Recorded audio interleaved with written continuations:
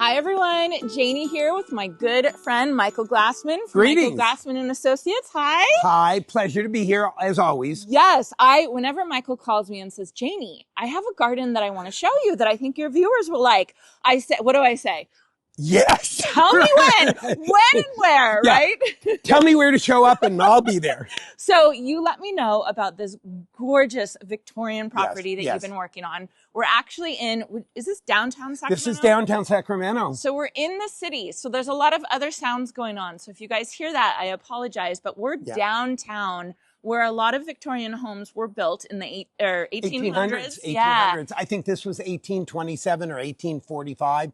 But again, an authentic historical, classic Victorian home. Really beautiful. And how cool that you got to design the landscape for this. I love when I get an opportunity when the architecture has some history. Yeah. Whether it be a Tudor, whether it be in this case a Victorian. Yeah. And it excites me. It gets you to spread your wings a little bit. Yes, it does. It gives you some interesting stuff. And it gives you a chance to try different things, a little bit out of the box, but then keep it so that it fits the theme. And for your viewers that don't understand or maybe don't know what exactly makes a Victorian. Mm-hmm. Well, a Victorian architecture, as you know, they're the jewels. And you can see all of the bric-a-brac. Very intricate, right? What is this, dental molding? Is that what they call it? Yeah. And then you have the Doric columns, and they're just beautiful. And so in a Victorian,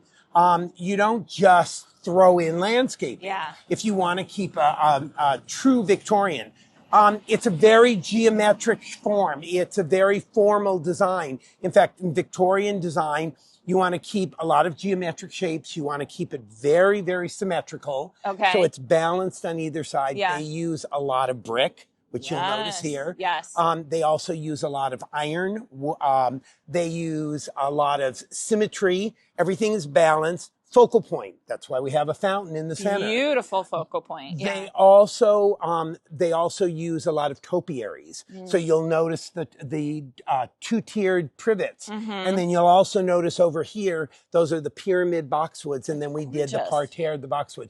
But what makes this different, and some of your viewers might say, well, how's that different from a French garden? Yeah. French gardens are more about structure, and maybe they'll have a little bit of color or one color. Yeah. But in a Victorian, this is what's so exciting. They're jewels. Yeah. They highlight colors, so bright colors. And if you have really, really interesting plants, different, unusual plants, they're highlighted in a Victorian. I love that. Yeah. That makes me so excited. And this I'll show you guys in a minute. This is color. This is color. Saturated, deep saturated, beautiful color that looks perfect against the butter yellow of this house. Yes, and I did a house in Woodland. In fact, we'll put some of the pictures on. Yeah. It was a big house. It was a big mansion.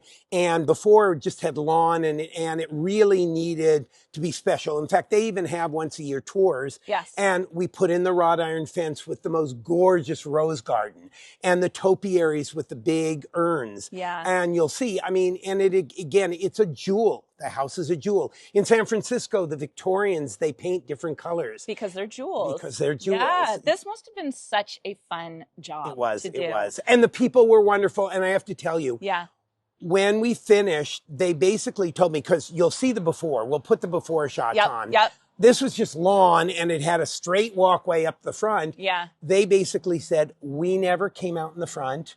We hated the front yard. We were worried about that sometimes there was a problem with homeless sleeping in the front. Yeah. And we would never sit out here for anything. And they've been sending me emails saying, oh my God, the neighbors have been coming over and saying, thank you, this is gorgeous. It really We is. sit out here and we talk to the neighbors. We look at the fountain. They said, you cannot believe how much joy this front yard has given us, and we never imagined that. I believe it. And there's a lot of other Victorians on the street as well. And I was just telling Michael, like, you're going to get more jobs because of this job. This is a beautiful, beautiful place. All right, let me grab the camera. Absolutely. And then you can show us a little bit more detail, because that's the cool thing about this place is that every little thing you'll see, every little thing has been thought out, and there's a reason for everything.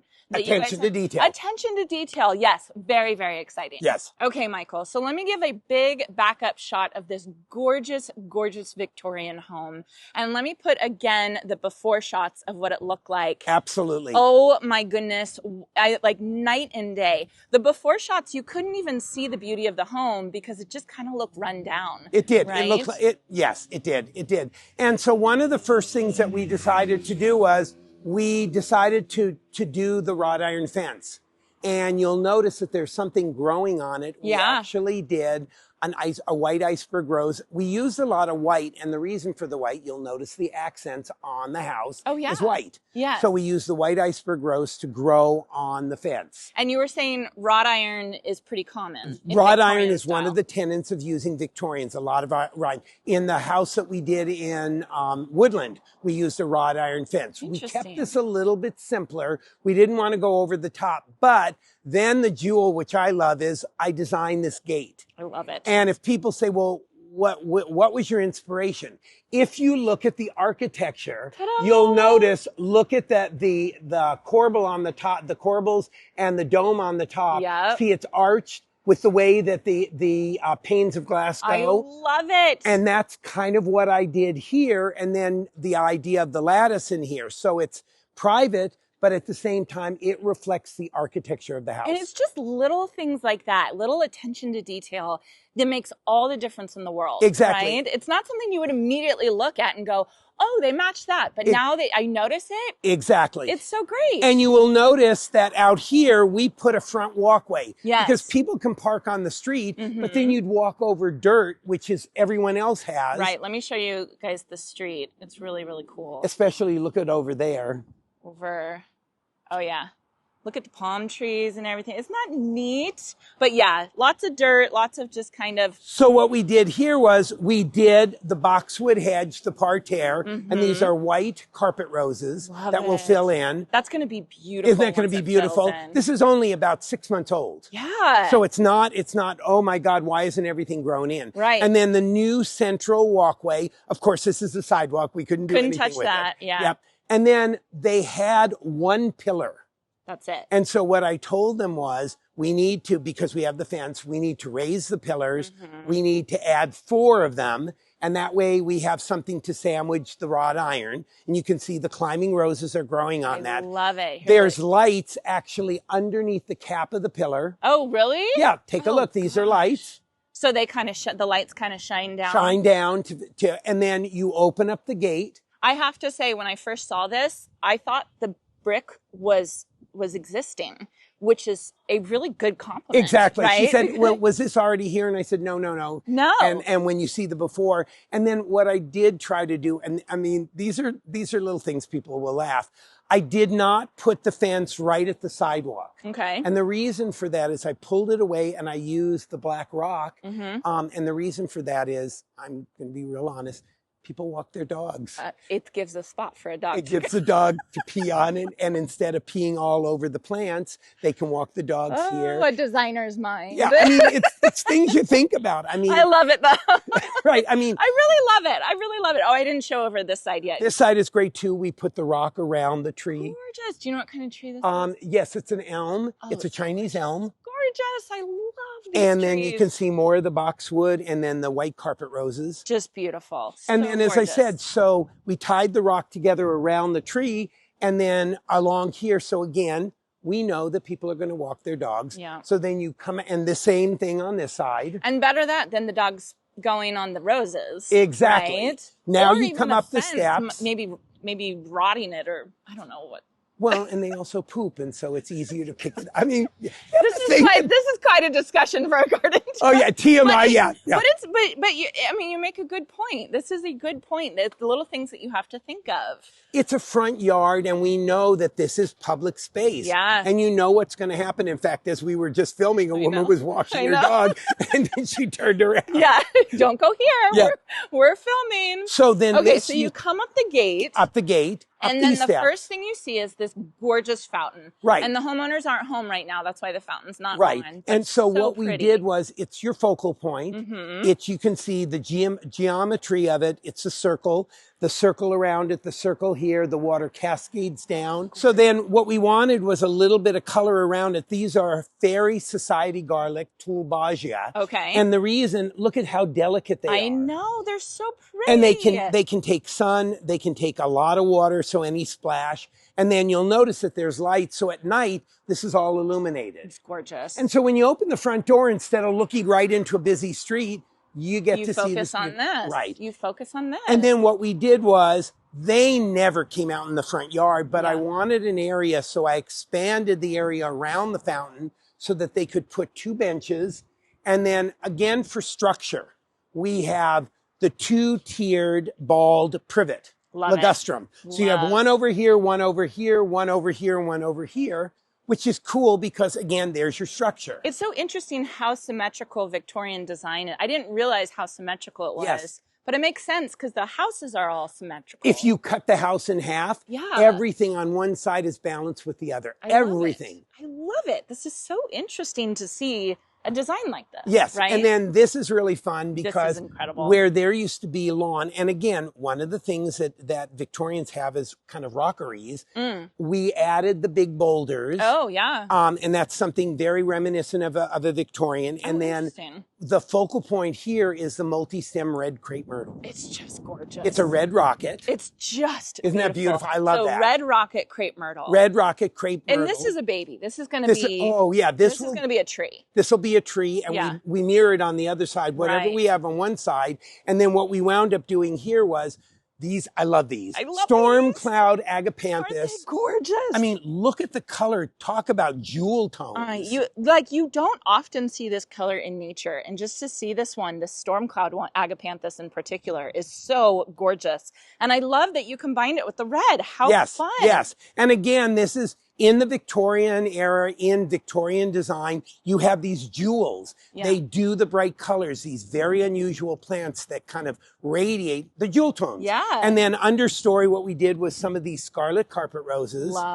And then look at the ground cover. What is that? Creeping Thyme. Oh, I love and it's beginning to bloom. And that will cover this whole area. It will area. cover the entire area. So in less than a year from now, this entire thing will have creeping thyme with the little pink flower. Wow. And then all of these things will all mesh together beautifully. It's just so, so pretty. It's such a wonderful combination. Did you install that hedge there? Was that? That hedge was existing. Is it theirs or is it the neighbor's? It's theirs. Okay. It's theirs. The wall, what we did to separate them was there was an old rickety wood fence. We took that down and did the trellis with the star jasmine. I love that. Isn't that cool? So that's going to block off the view of that block wall. The view of this behind here. And then you'll notice, to kind of give some formality, again, we have a topiary. This is a pyramid boxwood. Love. With boxwood along the front and another pyramid boxwood. Oh, man. And then what I love is flanking on either side of these steps are traveler weeping redbuds. Love it. I love these. I love these so much. They're and so like pretty. in the wintertime, before spring, these will have the magenta flowers. Beautiful. And they have a light on them. And then this is a whole area, kind of a bank of the white iceberg roses. And so that's going to be completely filled in and then surrounded by the boxwoods. And again, if people said, well, why'd you do white? Well, look at the trim of the house.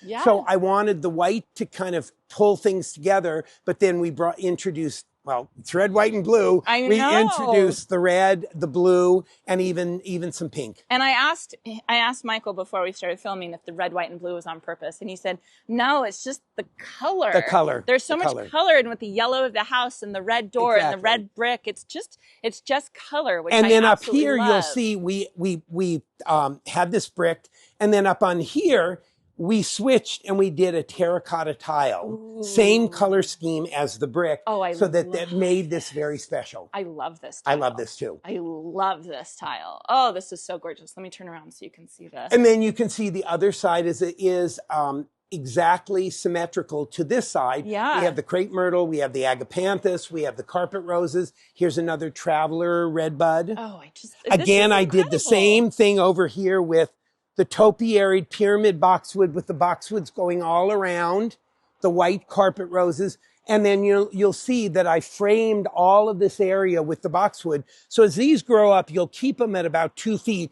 It'll be a true parterre. I just love it. I love it. What is this big one? That's a camellia. That was existing. We did not get rid of it. We've fertilized it and we wanted it saved. And on the other side, they had one that was butchered. Yeah. But I said, don't take it out. Let's give the symmetry of the 2 camellias. It'll grow back. I mean, it'll grow back, right? And then on this side, I mean, this is an apartment complex. So like I said, we're in downtown. And so every spare inch, every property gets built up. So of course there's an apartment complex next door. But I love what you've done with the star jasmine. How and again, the lattice pattern is reflected in the trellis. Oh, yeah. Which is reflected in the front gate, which is reflected in the house, you know, as you look at the detailing. Yes. And then we have the jasmine that will give them privacy. And then what we did here was camellias, and we did red azaleas and white camellias. Oh, I love it. I love it. Now, you were talking about how important roses were in the Victorian design. In Victorian era. Why they were so important was they were the stars because of the color, the scent. Fragrance is also important in a Victorian. So scent, we have the jasmine. Yeah. Color, we have the roses. They were part of the jewel tones that people thought of. Sometimes in some of the Victorians, you'd have tropicals. Yeah. It was totally fine. Whereas in a French garden and in more formal design, you wouldn't have these pops of color or these tropical plants. So it wouldn't be weird if someone had put in shade, they put like a philodendron. Right. It wouldn't be weird because for a Victorian, that's what you had. You had these unusual tropicals. That's so funny you said that because I've gone past by other Victorians in Sacramento and I've seen philodendrons planted. Right. And the one plant, we don't have it here, that is very Victorian. It's called Acanthus mollis. It's a bear's breech. Oh, yeah. Big, huge, dark green leaf. And it has a spike of white flowers. Yep. Again, it's called Acanthus. Yeah. Very Victorian. You see them in a lot of the Victorian homes. How interesting. I just have to say, how impressed I am for not only you, but the homeowners to be so consistent with this Victorian home, with the design, because it would be so easy to just throw in some, 2020 style design. Exactly. But this takes a little bit of thought and takes a little bit of, research and figuring out what matches. And again, what I did was, when I take over a job, especially if I get something with an architectural drama to a house, as I said, whether it be a Victorian, whether it be a Tudor, I will research. I will see what the design influence. Going to school in design, we learned a lot of these, but I'll refresh my memory because to me, it's so exciting to be able to take something that's architecturally interesting and pull it all together so that it all plays together rather than just throwing a bunch of stuff in here. Yes, and this design is going to last another 100 years. It will. Right? And I will tell you that if your viewers are looking at it and going, I even want more color, that's fine. Because if you wanted until the creeping time filled in and this all filled in, you could lace this with annual color because to be honest with you, that would fit the theme. You could put, let's face it. I watch your videos and I'm jealous. I mean, I love my place and I love the designs, but I looked at the overplay of your front yard and I was drooling. There's so much gorgeous color. Much color. I do like my color. I love the color. And I thought to myself, if I owned this and I wanted more color, you could do the Super Tuner Vista bubblegum. You could jewel this out with color that people walk by and went, well, wasn't it the Victorians that did the big mosaics of plantings? Right? Yes. Talk about maintenance, but you're absolutely right. They almost made it look like a peacock. Yes. So so this as we're looking at it now, especially as we're shooting that, you can see it's very colorful. But if you wanted to really trick this out, oh my God, there are so many annuals you could put in there, or some of the proven winner specialties that, this place, people would never leave. They would just stand there and stare. How fun. Yeah. Okay, so if somebody has a Victorian home, what are the top 3 things you would recommend they incorporate into their garden? Symmetry. Okay. It has to have symmetry. That is the number one thing. Okay. Geometry, you want to use geometric shapes, none of this free form. You want to have straight lines, circles, rectangles, symmetry. Okay. Focal points. Those Okay. are the three things. The fountain. Whether it be a fountain, whether it be an urn, whether it be a statue. Statuary is very big in Victorian eras. So statuary, urns, fountains, statuary creates a focal point. Urns create a focal point. Fountains create a focal point. I love it. So those are the three things. Symmetry is number one. Yep. Which with symmetry comes balance. Right. Geometry, keeping this very geometric, and then no curving lines. No curving lines. And again, reflecting what the architecture of the house is. And then the last thing I'll put in there instead of the three things. The fourth thing for Victorian, color. Color. Jewel tone colors. Jewel tones. Which is Jewel just tones. amazing. You don't want it to be just blah. Yeah. You want it to pop so that when people look at it, they go, yeah. I love it. Well, Michael, thank you so much for sharing this. Every time you tell me about a new place that you want to show me, I'm telling you, I'm like, when and where. So, and I so appreciate you showing us also the different styles of landscaping that you do, because this is stretching me out of my limits, and I'm sure it's stretching a lot of people watching. So, and your viewers, I know, enjoy, and I love your videos, and they enjoy, but I want to kind of familiarize people with there are styles, there are different things. And so you don't always have to stay in a box. You can kind of venture out. And if you're lucky enough to have a house that has an architectural integrity, paint with it. Go for it. Go for it. I love it. Well, a huge thank you again, Michael. Pleasure. You are absolutely the best, and you always make my day. I hope you all enjoyed this, and I hope you all have a chance to get in your garden today.